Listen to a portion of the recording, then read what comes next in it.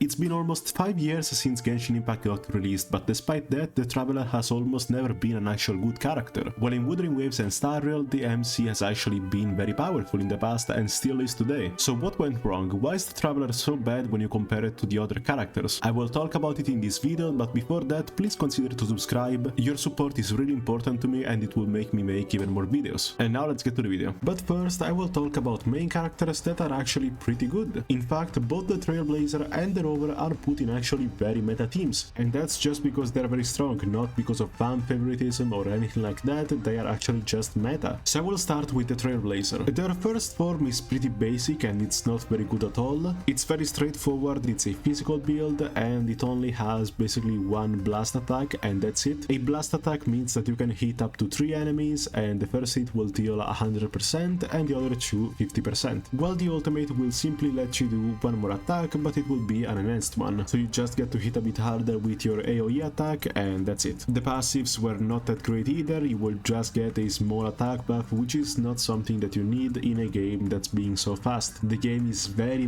fast when it's about the meta, like it continuously changes and always has stronger and stronger power creep, so getting a small attack buff is not going to cut it. So yes, this version is not a strong version of the Trailblazer, and same goes for the next one. It's a shielder that does not even give you a shield. The Trailblazer will just taunt the enemies and then start protecting himself a bit more. But even then, he has some pretty original attacks for a shielder. First of all, his ultimate is just going to be a strong AoE attack, and also he will gain 1 stack every time he gets hit or just hits the opponents, and he will get to deal a special kind of attack once you get 4 stacks, so he already has some pretty interesting stuff going on. He's not very powerful in the meta at all, like I haven't seen many teams about him at all, but in day 1 he was actually pretty good. Many people played him, especially in the equivalent of the Abyss, which is Memory of Chaos. They didn't have many other free-to-play alternative for a shielder, but he was still very strong, protecting your teammates, dealing some damage, even removing some of the opponent's toughness. It was a shielder that has some more stuff going on, which is very nice. But the Armory Trailblazer is by far one of the strongest characters in the whole game. You see, he basically introduced a new mechanic that still to this day is the strongest mechanic in all of Star Rail, and that is the super break mechanic, something that made some characters shine, such as Himeko, even if they were underdogs, but most importantly, the character that made Firefly be the strongest character in the game, at least in my opinion, at least for some weeks after she got released. Still to this day, Firefly is one of the strongest characters in the meta, and it's only thanks to the Trailblazer. His kit is incredibly powerful, and they managed to give him just so many new things that the Traveler would never even think of. A gigantic buff when you use the ultimate, great passives, the ability of just introducing break effect, that's insane. Like if you want to play Firefly now, you actually need the Trailblazer, which is very interesting. And the latest Trailblazer, which is the Remembrance one, is also very good. He will be able to summon a special kind of pet, which sounds like a JoJo ability, which will deal some damage, which has a health of his own, which will basically play like a normal character. He's also played in teams with Aglaia or whatever she's called, and he's also performing very well at it. It's true that for now we don't have many Remembrance characters at all, in fact we only have 2, but that doesn't deny just how powerful it is. So MiHoYo can actually make very strong MCs when they want to. I feel like they just realized how dogshit the physical Trailblazer is, and same goes for the fire one, so they just decided to actually make them worth something. They gave them their own teams, they gave them their own effects. That was very original, creative, and also makes them an actual character. Also because everyone just wants to play the main character sometimes, even if their gameplay is pretty boring most of the time, people just want to play them because that's very cool. They're strong lore-wise and they will also be strong gameplay-wise now. And we have to say the same from the Rover in Wuthering Waves. The Rover only has 2 versions, but they're both very packed. Her gameplay is very plain in the end, like we don't have to hide this. Even if I prefer Wuthering Waves, I don't have to say that her gameplay is sick just because I like Wuthering Waves. It's 100% better than the Traveler, but it's still very plain. But even despite that, she still has so much stuff going on, even with her most boring version, which is the Spectre one. She has a special kind of attack that you can only use after using the enhanced skill, and she also has another special attack that will just change how you do your final attack on whether you waited some seconds or just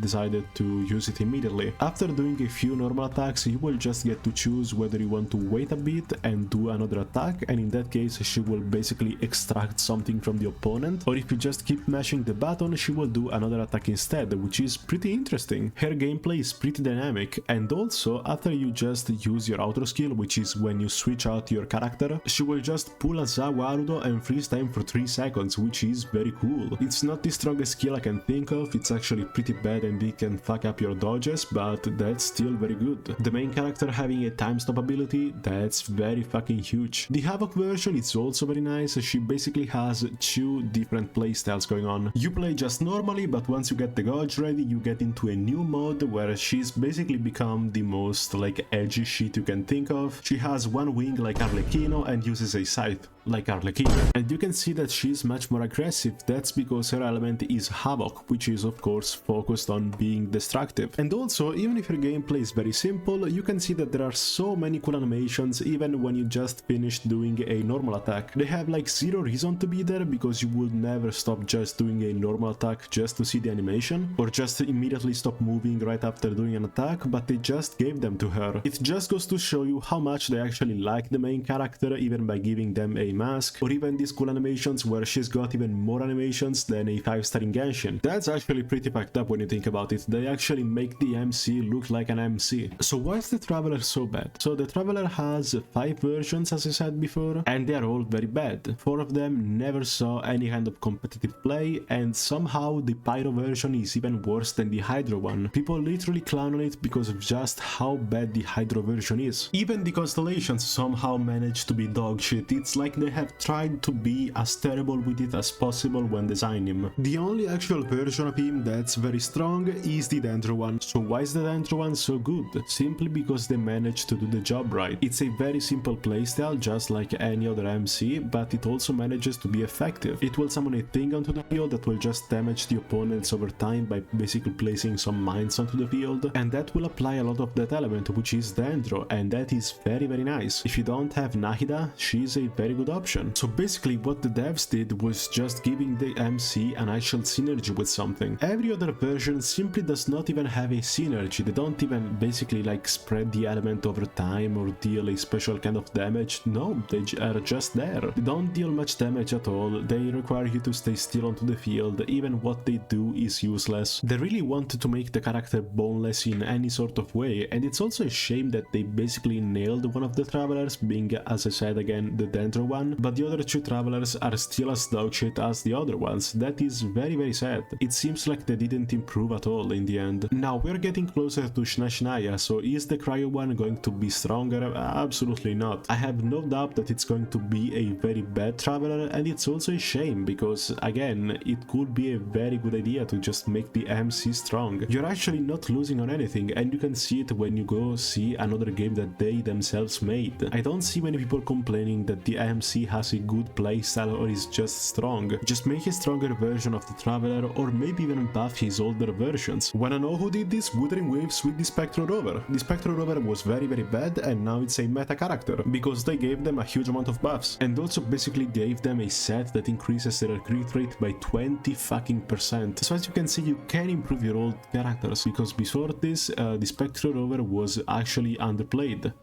Nobody wanted to play the Rover because even if they were alright, they were not that, but now they're much stronger, they have some special stuff going on, they even have a special set, and that makes want people to play the game more, and most importantly to actually play these characters, especially when that character is the motherfucking MC of the game. And just to finish the video, for Shnashnaya, they should make the Cryo Traveler just be a good sub DPS, because we really don't have any good recent Cryo applicator. We have like Rosaria, but she's pretty old now. There is a Citlali, but only for some specific teams, so he could actually be a good Cryo sub DPS. That would be an actual good character, but I already know that they just won't do it, because I don't even know why. They just want him to suck for absolutely no reason, because it's not that it's going to change the game to just have a good MC, but I guess it's just one more reason for why Genshin has so many flaws. And that's it for the video. If you enjoyed it, be sure to subscribe, as it would really help the channel, and I'll see you in the next one. Bye!